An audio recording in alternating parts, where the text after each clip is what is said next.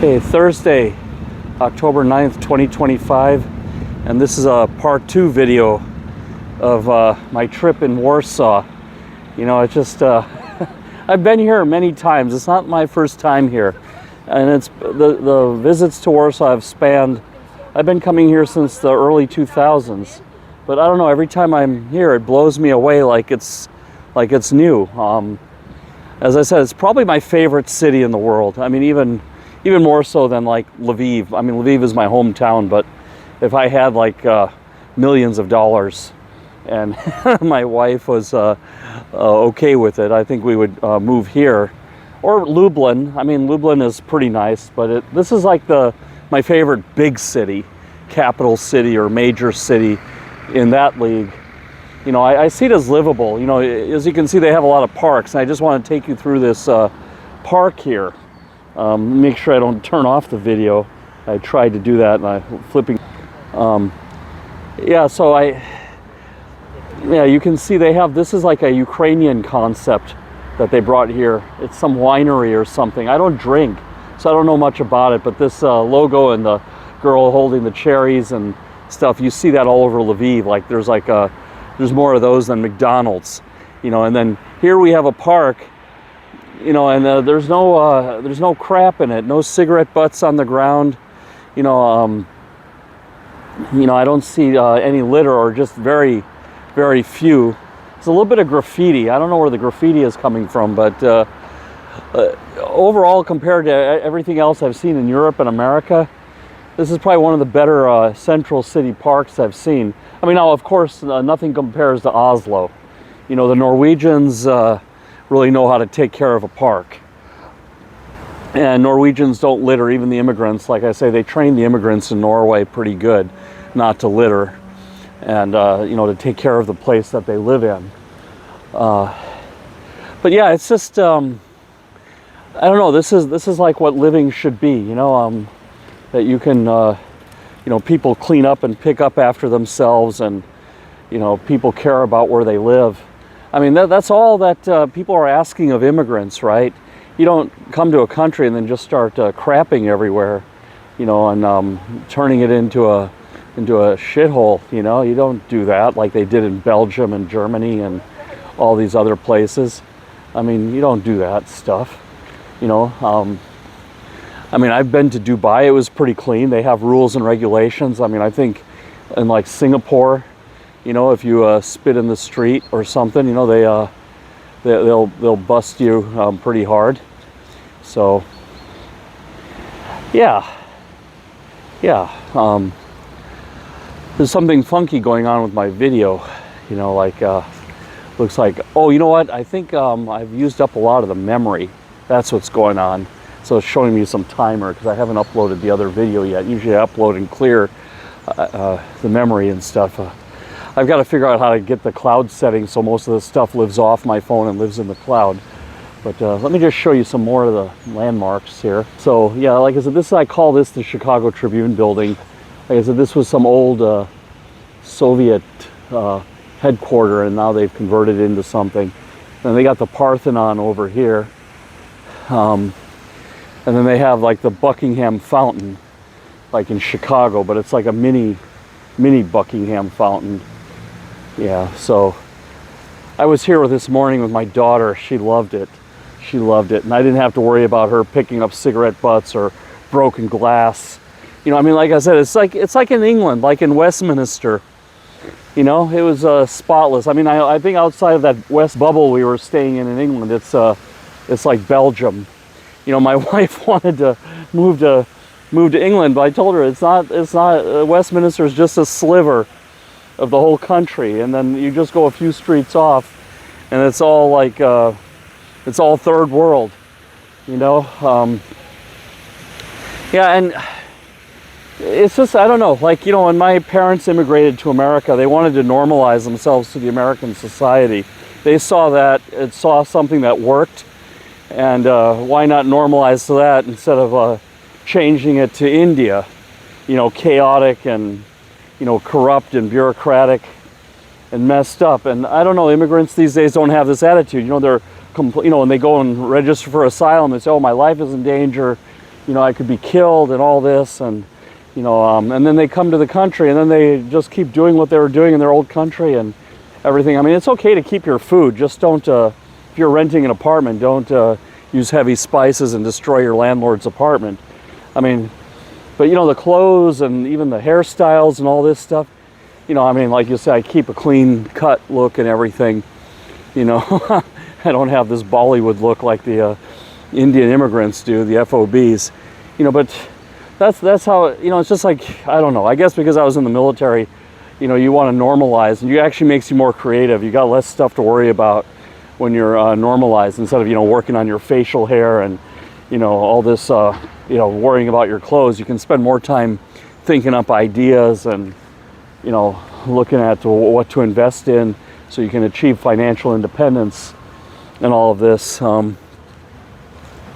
You know, so yeah, I mean, I think when I'm independently wealthy, yeah, this might be a place to be, you know. It's like I was saying in the last video, getting a job here, well-paid job in Warsaw. I mean, it's still Poland. The pay is going up. I mean, there are jobs. I was offered a job here, I think, that paid $7,000 a month, which is like $96,000 a year. That's not bad for Poland. I mean, in America, that same job would pay double, but that's not bad. You know, I mean, in Norway, you would get a little bit more, but things cost a lot more there. Here, the taxes are lower, I think 25%, you know, and you still get the medical care. The doctors here are actually pretty good, Polish doctors. They can be a little bit rude, but they know what they're doing. You know, people here are not as, you know, friendly as they are in America, I should say, until you know them really well. But they're all business, you know, they're competent, you know, people here.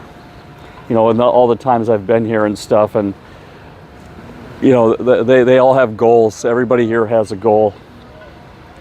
You know, you don't see all this like wacky depression like you do in Norway or Sweden and places like that. You know, like where I think they've had too much and they don't have any incentive to have goals. They lost all their hunting instinct. People here are still hunters. You know, so yeah, it's not a bad place. It's someplace I would like to live one day. I mean, there's another city I like a little bit more, is Lublin. You know, it's further east, closer to Ukraine. And that's actually up and coming. You know, and it's actually affordable. I was looking at apartments here, just in the window, and like this center part of Warsaw, it's like, you know, they're $500,000 and up. You know, but this is like right in the financial district, right next to everything. So I think if you get out in the burbs, it's a bit more affordable. But Lublin, I think you can live city center, you know, A-class apartment for like $300,000. You know, so, but I think that's moving fast over there. I think Eastern Poland is really emerging, you know, quite quickly. And now NATO is going to be there, and all the U.S. military is going to build up over there. So, yeah, that's a wagon you want to get on. And that's something I think when we head back from America, we're going to look into, you know, at least for an investment, you know, to make an investment over there. You know, because I missed the bus on this place, definitely. I mean, everyone knew Warsaw was going to go. You know, I don't know. I just, yeah, I don't know how I missed the bus on this. I just guess I had other priorities, you know. I mean, I used to actually work in a investment bank, and I used to come down here. It's called Trigon Capital, based out of Estonia. It was run by some wealthy Finnish people, and we used to research companies here to invest into. And one of them was like a company called Wheelton that makes like trailers for trucks. Like they have the dump truck trailer, the freight trailer. They have all kinds of mix of trailers, you know, commercial trailers. And then there was like some machine part factories, tractor factories, and we used to drive and meet the board members, and you know, they would give us presentations on the financials and everything. But you know, like me personally, it's too small. You know, like these companies have all grown, but the American companies, you know, the tech companies just grew more. So like I said, when it comes to my own personal investing, I only invest in like two companies abroad. You know, this Nebius Solutions, which is, you've seen a lot in the news lately. I got a tip from a coworker. He went to India Institute of Technology. And then Kongsberg Gruppen in Norway, and that's more of a conviction investment, to invest in the Norwegian economy, or in the history of Norway. Kongsberg is Norway's oldest company. They make weapons, really good weapons. They make like sniper rounds and all this stuff. So I figure that's good business. And actually, those shares went up pretty a lot since the last 10 years I've owned them. I think they had like a big run up. I can't remember the exact numbers, but I think it was like a 5 or 6x. And they pay dividends. But yeah, a lot of these Polish companies, I don't know if they have the ability to go global. You know, I think you'd have to find a tech company or something here. But as far as living, you know, and real estate investing, I think it's good. You know, I don't know about the stocks. I just haven't seen any Polish stocks that really impress me. But yeah, I just want to show you yeah, so here we are. Yeah, the Chicago Tribune building. You know, see, I grew up in Chicago. So high school, middle school and high school is in Chicago, and I went for my master's degree at the University of Illinois, Chicago. And let's see. And yeah, there's some statue here. So yeah, I just draw a lot of parallels to Chicago. Chicago has this like Polish history. It's like the largest Polish population outside of Warsaw. Actually, it's the second biggest Polish city in the world, is Chicago. And I see a connection. You know, Chicago is like the cleanest city. And I mean, they know how to put their trash in containers in Chicago, like New York and everywhere else. It's like they throw trash on the streets. It's like Belgium, you know. They just have garbage, you know, everywhere. And, you know, in Chicago, everything is very clean, actually. I mean, north side. I'm not talking about the south side. The south side, actually, one of my classmates from middle school is a guy named Mays Jackson. Just take a detour here. And he's like some black activist. And he runs this like radio show in Chicago called What's in It for Black People. And every time there's a policy, he's like, what's in it for black people? And I troll him and say, we're all Americans. And he's one of these people responsible for making it about color. You know, it's really not about color in America. It's really about economics and education. Because if you meet a well-educated black person who's working a job like a doctor or an engineer, or working at BlackRock as a finance person, they're not really black. They're just another American. You know, there's no, you know, they're normalized. You know, they dress normal. They talk. You know, they don't have any accent. You know, you know, they're just blended right in. You don't even see them as black. You just see them as another person. But then you have people that wear it on their sleeves, and you don't have to make such a big deal out of it. And there's a whole industry about this. And Mays knows better. He grew up in suburbia Chicago. He knows better, but he's trying to create this thing that it's like, you know, we're blacks and we're being oppressed. And I've asked him many times on his Facebook, you know, about, you know, why don't you talk about Liberia? You know, I mean, they gave black people a country in Africa, black Americans their own country. And what did they do? They had, you know, they started slavery. They started enslaving the local Africans. They turned into a dictatorship. I think even one of their dictators, Charles Taylor, was a cannibal or something. You know, they were eating each other. You know, I mean, they just made a total mockery of it. You know, so, you know, he doesn't talk about that. You know, he always like wants to keep this rift going. And you know, the biggest potential, you know, the Chicago South Side is the biggest potential in real estate. Because if you see the north side of Chicago, it's clean, everything is well kept. It's like here in Poland, like what we saw in the countryside. Everyone's really proud of where they live. And then the south side is like Mogadishu. It's like Monrovia, Liberia, I should say.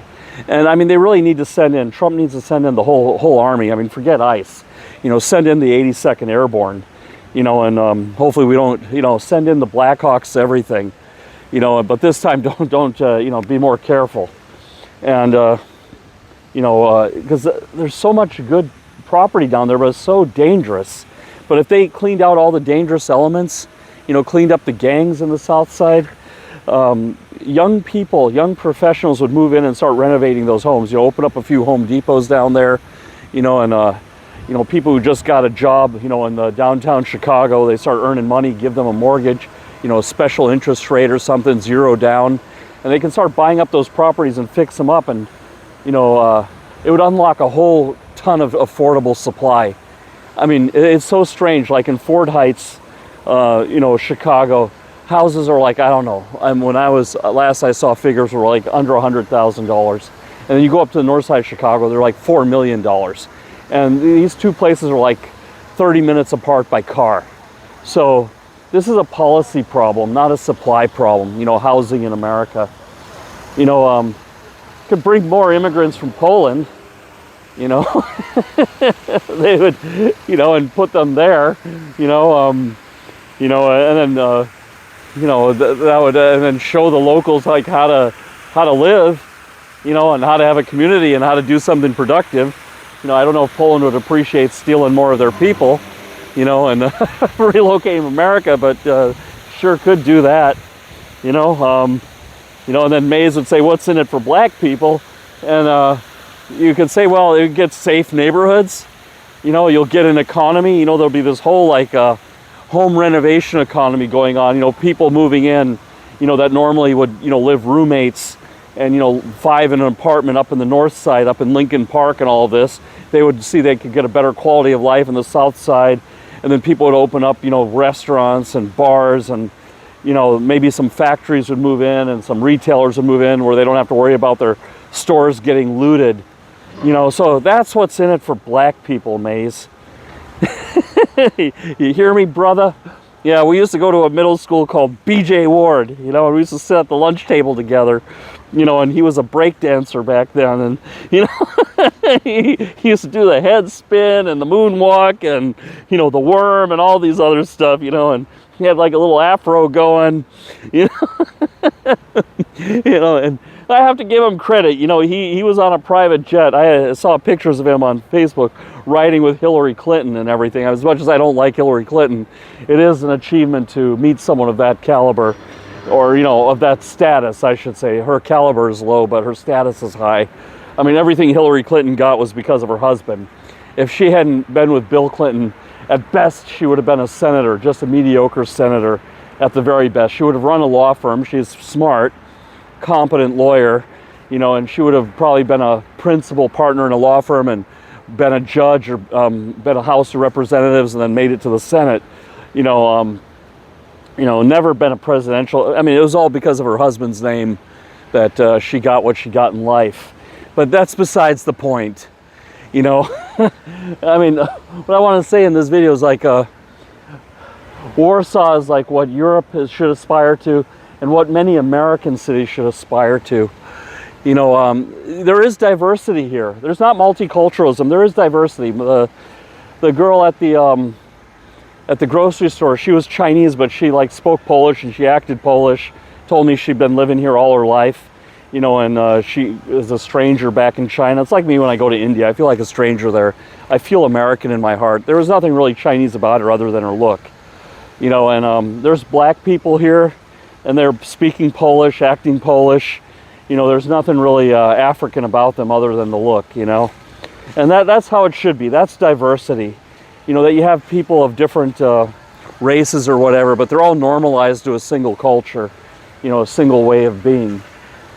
You know, versus this multiculturalism like you see in Belgium or Germany and stuff, where they're trying to build mosques and, you know, I don't know, think it's okay to throw garbage in the parks and drop cigarette butts in the parks, and you know, poop everywhere and camp everywhere.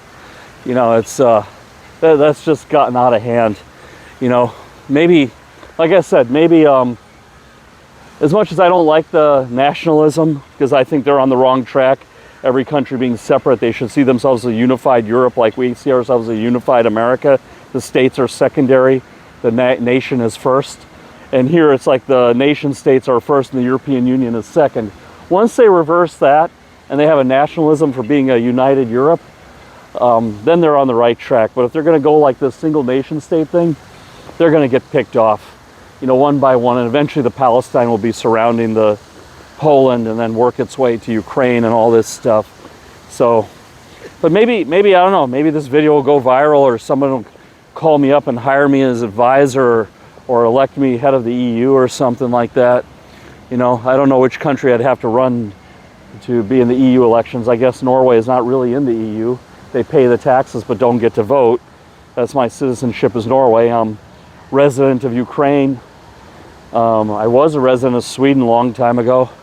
I guess maybe I get that back, get my Swedish passport, you know, and then I can, I don't know. When you have only 400 followers on YouTube, I'm not expecting much. Anyway, I'm probably already getting suppressed, you know, because of my views. But like I said, I don't care. I don't give a crap about likes and subscribes. You know, I mean, I'm not doing this for the money. This is just a diary of sorts, you know. Anyway, take care. See you. Bye.